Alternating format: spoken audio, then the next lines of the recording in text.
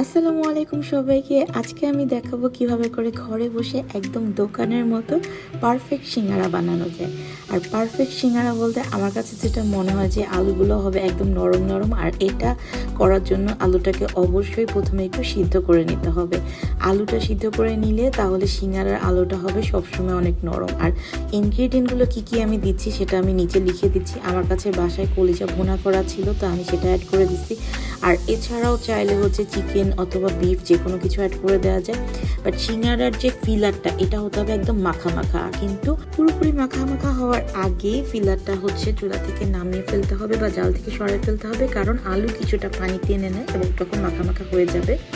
সিঙ্গারা বানানোর ক্ষেত্রে সবচেয়ে ট্রিকি যে কাজটা সেটা হচ্ছে সিঙ্গারার ভাজটা। আজকে আমি সিঙ্গারার ভাজটা কীভাবে করে করি একদম দোকানের মতো সেটা আপনাদেরকে দেখিয়ে দিচ্ছি। সিঙ্গারা বানানোর ক্ষেত্রে গোল করে রুটি করা যাবে না, রুটিটাকে করতে হবে একটু লম্বাটে বা ওভাল শেপ যেটাকে আমরা বলি সেরকম করে, দেন হাফ সার্কেল করে হচ্ছে কেটে নিতে হবে।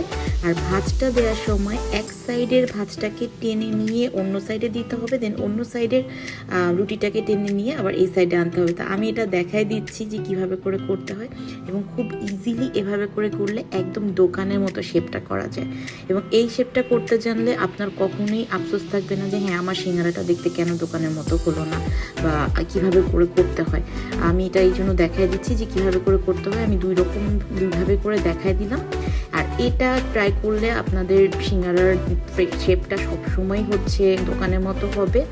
আর আরেকটা জিনিস সেটা হলো যে দোকানের মতো সিঙ্গারা করতে গেলে সিঙ্গারের যে রুটিটা সেটাকে কিন্তু একটু মোটামুটি 3 থেকে 4 মিলিমিটার পুরু একটা রুটি বানাতে হবে। তো এই রুটিটা বানায় নিলে সুন্দর মতো করে সিঙ্গারাটা মুখটা বন্ধ করে দিলে সিঙ্গারা সব সময় হবে দোকানের মতো। এইভাবে করে সিঙ্গারা বানায় ফ্রোজেন করেও রেখে দেওয়া যায় চাইলে। আর হচ্ছে আমি নর্মালি হচ্ছে ওভেনে বেক করে ফেলি অথবা হচ্ছে এয়ার ফ্রায়ারে করি।